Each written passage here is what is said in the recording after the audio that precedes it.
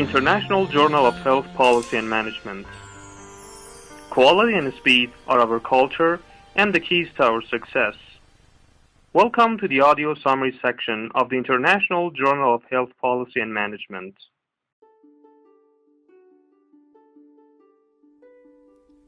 Tackling the global challenge of providing universal health coverage requires an approach that brings together mothers who both use and produce health, as well as healthcare professionals, researchers, program implementers, and policymakers.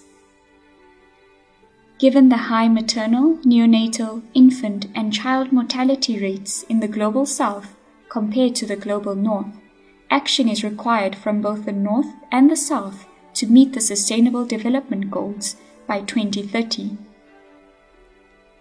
This paper describes the experiences, challenges, and lessons learned from bringing together early career researchers, tutors, consultants, and mentors from the United Kingdom, Kenya, and South Africa who had not previously worked together in a trilateral capacity building program.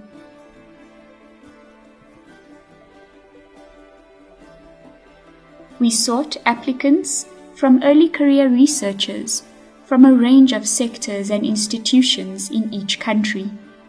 36 participants were selected to attend the workshop. We sent applicants pre-workshop tasks to enable us to match participants and mentors and ensure cross-country dialogue. Participants were allocated into multidisciplinary and cross-country teams. The main workshop was held in South Africa, and some participants attended a follow-up meeting in London, where others kept in touch via email and Skype. As an organizer of the workshop, I think one of the major challenges that we faced was the lack of financial support for the administrative staff to plan the workshop. Another problem that we found was the eligibility criteria as stipulated by the funders. According to the funders, they required participants to have a PhD not more than 10 years prior to the workshop and be located at an academic institution. While this was not a problem for those applying from the UK, we found that this was problematic for those applying from South Africa and Kenya. We then expanded the eligibility criteria to include those professionals in health, policy, governance, rural health, and clinicians. And we actually found this beneficial as we developed research questions that were based on the real world with multiple stakeholders. What was great about the workshop and the funding scheme was that it allowed us and low and middle income countries to take the lead role in managing and distributing the funds. We were also taking the lead in prioritizing research questions in low and middle income countries, as well as forming research collaborations in high and middle income countries.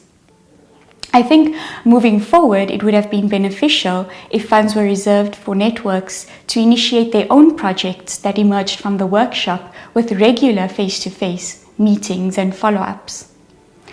The challenge of whether we did indeed travel further together than we did alone is one that can only be truly tested over time, but we certainly can identify green shoots of growth and are continuing to do so.